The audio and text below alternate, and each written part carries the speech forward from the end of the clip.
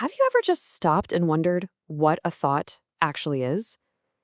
What's happening in your head right now? Well, today, we're going to follow the incredible, lightning fast journey of a single nerve impulse. It's the tiny spark that makes everything you think, feel, and do possible. It really all boils down to a question like this. How does an idea, or a memory, or even just the decision to snap your fingers actually travel through your brain? Well, it's all thanks to billions and billions of tiny electrical sparks. And for the next few minutes, we're going to follow the story of just one of them. All right, so before any action can happen, you've got to set the stage, right? Our story begins with a single neuron, just sitting there, waiting. But don't let the quiet fool you. This isn't a relaxed kind of quiet. It's more like a state of high alert. This state has a name. It's called the resting potential. Think of it as the neuron's factory setting. It's not off by any means. It's primed, it's ready, holding a very specific electrical charge, just waiting for the signal to go. So, what is that specific charge? It's negative 70 millivolts. That is our starting line. The inside of the neuron is actually electrically negative compared to the outside. But why? How does it get that way? Well, the neuron works really hard to create this electrical tension. It has these tiny little machines called sodium-potassium pumps. And what they do all day is push positive sodium ions out of the cell. For every 3 it pushes out, it only brings 2 potassium ions in. This creates a serious imbalance. You get this big crowd of positive charges stuck on the outside, just dying to get back in. And it's that separation that holds the neuron at that crucial negative 70 millivolts. And now a signal arrives. A stimulus comes along and starts to mess with that carefully maintained resting state. This is the moment. This is where everything is about to change.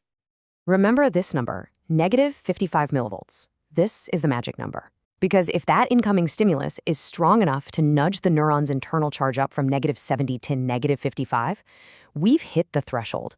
This is the absolute point of no return. Hitting negative 55 millivolts is basically like flipping a giant electrical switch. It triggers these specialized gates that are sensitive to that exact voltage, and they suddenly fly open. And remember that whole crowd of sodium ions that was locked outside? Well, they finally have a way in.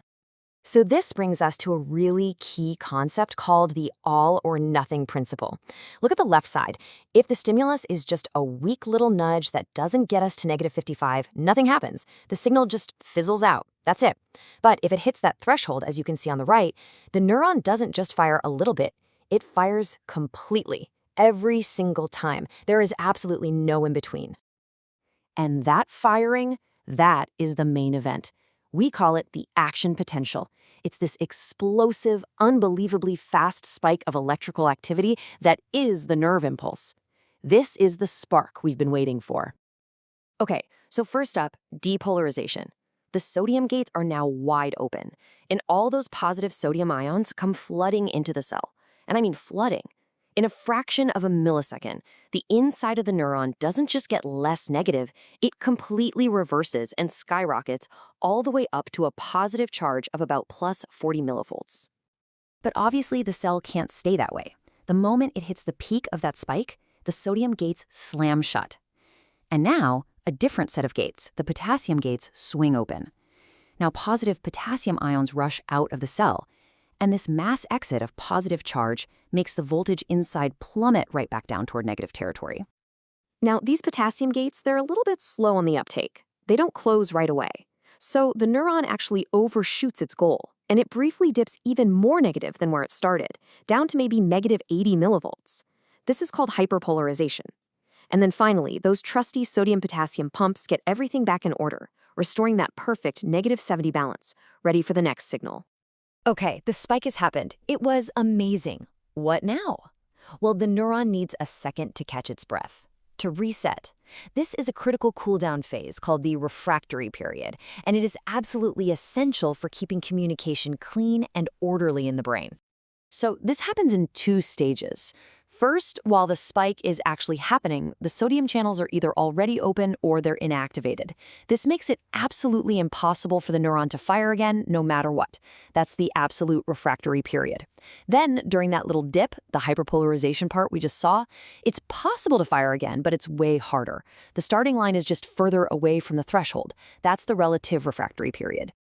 So why is this cooldown so important? What's the point? Well, here it is. It ensures the signal is a one-way street. By making the segment that just fired temporarily unable to fire again, the refractory period forces the impulse to keep moving forward and only forward. No going backward. So, we've seen the spark. We know how it's born. But how does that spark travel all the way down a long nerve fiber? It doesn't just slide down like water in a pipe. It's much, much cooler than that. It's like a relay race. This quote right here is key to understanding this whole process. The action potential, that spark, it doesn't really move down the axon. That's the long cable-like part of the neuron. Instead, a brand new, identical spark is being regenerated over and over and over again at each point along the line. You know what it's like? A line of dominoes. The flood of sodium ions at one spot is just enough to knock over the next domino, to trigger the patch right next to it to hit that negative 55 millivolt threshold. Then that patch fires its own full action potential, which in turn triggers the next patch, and so on and so on. It's a perfect, self-sustaining chain reaction. Okay, so the system is already amazing, but how do we make it even faster? Simple. You add insulation. Many of our most important neurons are wrapped in this fatty substance called myelin. But this sheath isn't solid. It has these little gaps in it called the nodes of Ranvier. And because of this, the action potential doesn't have to be regenerated at every single point. It literally jumps from one gap to the next.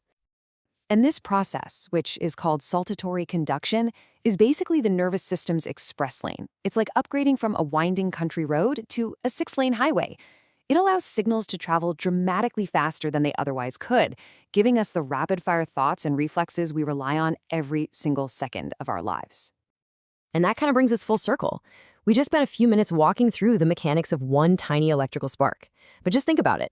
Every single thought you've ever had, every memory you cherish, every action you take, it's nothing more than an incredibly complex, perfectly timed pattern of these exact same sparks, firing in a beautiful sequence. When you really stop and think about it, it's just a humbling and awe-inspiring piece of our own biology.